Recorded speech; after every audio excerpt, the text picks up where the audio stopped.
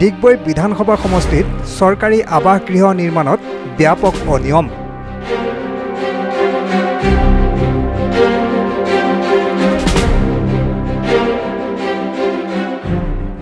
পানীখোৱা গাঁও পঞ্চায়তৰ অন্তৰ্গত ৯ নম্বৰ ৱাৰ্ড গণেশ বাগানত বহুসংখ্যক প্ৰধানমন্ত্ৰী আৱাস যোজনাৰ অন্তৰ্গত চৰকাৰী গৃহ নিৰ্মাণত ঠিকাদাৰে অনিয়ম সংঘটিত কৰি আবণ্টিত ধন আত্মসাৎ কৰাৰ অভিযোগ উত্থাপন হৈছে। ৬ বছৰমান হৈ গ'ল, আমি ইমান মানে হিচাপ নথওঁ। এই কোনে ঘৰটো নিৰ্মাণ কোনে কৰিছিল জানে নেকি? ঘৰটোতে আমাৰ পৰশুৰাম ছাৰে কৈছিলে, মানে বনাইছিলে, সেই কণ্টেক্ট নিছিলে। এতিয়া আপোনালোকে ঘৰটো যে 5 বছৰৰ পৰা এনেকৈ আছে, কিবা সোধে নাই তেওঁ কেতিয়া হ'ব বা নিৰ্মাণ কৰি দিব নাই বুলি? একো নহয়, একো নকয়। একো নকয়। আপোনালোকে কি ক'ব বিচাৰিব? এনেধৰণে ঘৰটো পাই আপোনালোকে সুখী নে? নিৰ্মাণ কৰি দিবলৈ আপোনালোকে কি তেওঁলোকে আহ্বান জনাব নাই? সেইটোতো জনাবলৈ মই বিচাৰি থাকো, মানে মই ক'বলৈ যোৱা নাই আৰু। যোগাযোগ কৰিছে নাই? ঘৰটো হ'ব নহয় কোৱা নাই? একো কোৱা নাই, একো নকয়।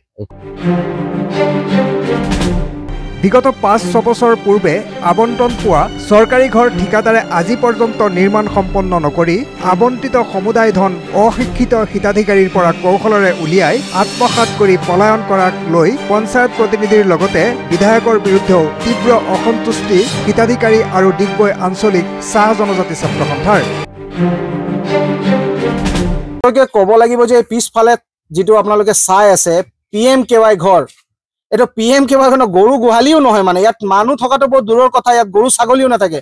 গতিকে অসমৰ মুখ্যমন্ত্ৰী ডক্টৰ হিমন্ত বিশ্ব শৰ্মাক আমি ডিগবৈ সমষ্টিৰ পানীখোৱা গাঁও পঞ্চায়তৰ এজন যুৱক হিচাপে মই আহ্বান জনাব বিচাৰিম, অকল আমাৰ জনগোষ্ঠী চাহ জনগোষ্ঠী আৰু আদিবাসী জনগোষ্ঠীৰ লগত কিয় মানে ৰাজনীতি কৰা হয়?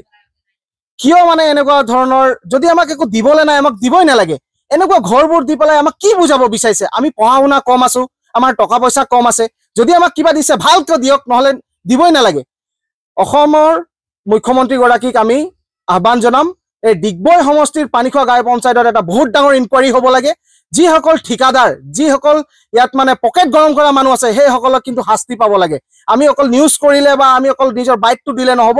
অসমৰ মুখ্যমন্ত্ৰীজনক আমি আহ্বান জনাম যে এইবিলাক যিবোৰ ৰাজনীতি হৈ আছে, যিবোৰ পকেট গৰম হৈ আছে, এইবোৰ ঘৰবোৰ যিসকল আৱাস যোজনা, সেইবোৰে যদি নহৈছে, ডাঙৰ ডাঙৰ যিবোৰ সুবিধাবোৰ আহিছে, সেইসকল সুবিধাবোৰ আমাৰ চাহ জনগোষ্ঠী আদিবাসী লোকসকলে কেনেকুৱা পাব? ইয়াত যিসকল দুৰ্নীতিকাৰী জড়িত হৈছে চবকে এটা শিক্ষা দিব লাগে আৰু ইয়াৰ ওপৰত এটা ডাঙৰ ইনকুৱাৰী হ'ব লাগে। আৰু যিজন বিধায়ক, আমাৰ মাননীয় বিধায়ক সুৰেন ফুকন ডাঙৰীয়া, আপোনাকো সত্যাই দিব বিচাৰিছো যে আপুনি অকল চাদ্ৰী ভাষাত দিদি মামা কাকা জেঠা এইবোৰ কৈ পেলাই বা ঝুমুৰ নাচি পেলাই আমাৰ যি চাহ জনগোষ্ঠী আদিবাসী লোকৰ ভোটটো লৈ পেলাই আপোনাৰ কিন্তু আপুনি MLA হৈছে, স্কৰপিঅ গাড়ী AC ৰুমত শুই থাকে, কিন্তু আপুনি চাওক আমাৰ জনগোষ্ঠীৰ মানুহ কি অৱস্থাত আছে। পকী ঘৰ অহা পাছতো কিন্তু খেৰ ঘৰত থাকিবলৈ অৱস্থা হৈছে, কিন্তু এইবোৰ কিন্তু আপুনি দেখি নাপায়, কিন্তু আপুনি তাত গৈ পেলাই এছেম্বলিত ব্যুৰো ৰিপৰ্ট, দৈনিক অগ্ৰদূত ডিজিটেল।